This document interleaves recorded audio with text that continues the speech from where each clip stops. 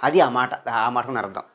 మొదట ఆయన నీతిని, ఆయన రాజ్యాన్ని మీరు వెదకండి, అప్పుడు అవన్నీ మీకు ఇస్తానంటే, మనం దేని గురించి చింతించకుండా అన్ని జనుల వల్ల మనం బాధపడకుండా ఉంటే దేవుడు మనకి ఏమి ఎప్పుడెప్పుడు కావాలో అవన్నీ కూడా దేవుడు సమకూరుస్తాడు.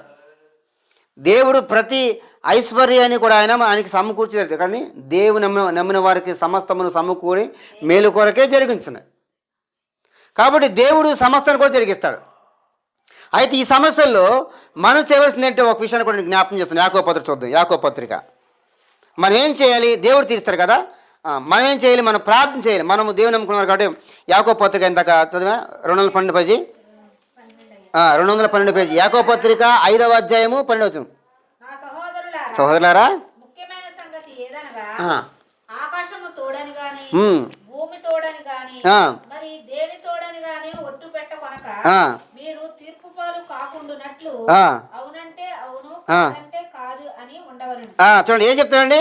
నా సహోదరులారా, ముఖ్యమైన సంగతి ఏదనగా చెప్పండి, ఆకాశము తోడని. ఆ తీసాను అనుకోండి, ఏమో చెప్పండి, ఆకాశ విజయ్ అవుతాడు అక్కడ మనకి. ఆకాశ తోడని విజయ్ తోడని అనకూడదు. ఆకాశము తోడని భూమి తోడని ఒట్టు పెట్టుకోకూడదు కదండి. చాలామంది అంటారు ఒట్టు వేసి అంటారా, ఈ ఒట్టు తీసి మళ్ళీ గట్టి మీద పెట్టండి, అక్కడ కనబడతలా ఒట్టేసాడు అంటాడు, గట్టి మీద పెట్టాడంటాడు, ఈ బలి చెప్తాడు. అందుకని ఏం చెప్పండి, మీరు ఒట్టు పెట్టుకోకూడదు, కానీ మీ మాట అవునంటే అవును, కాదంటే కాదండి. ఒక ఆయన అరే నేను మా మీద ఒట్టేసాను అంటాడు. అటు చేస్తాడు, ఇంతగా మీ మా మీద ఒట్టేసి ఇలా చేస్తున్నావు, అప్పుడు ఏనగా మా మామ ఎప్పుడో చచ్చిపోయింది అంటకి ఒట్టేసాను అంటాడు. క్లాసులో స్కూల్లో ఎన్ని జరిగింది అంటే అనిపించి వచ్చిన కూడా చెప్తున్నా.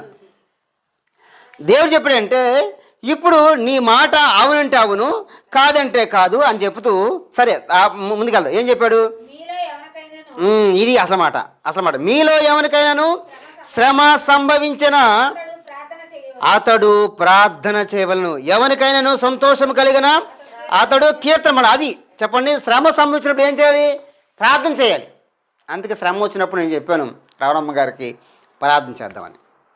అంటే మనం రెగ్యులర్గా మనం ప్రార్థన చేస్తూ ఉంటాం, వేరే విషయం. కానీ ఏం చెప్పండి, శ్రమ సంభవించినప్పుడు మనం రోజు టాబ్లెట్ వేసుకోం, అనారోగ్యం వచ్చినప్పుడు మనం వేసుకుంటాం ఆరోగ్యాన్ని కుదిరినాడు.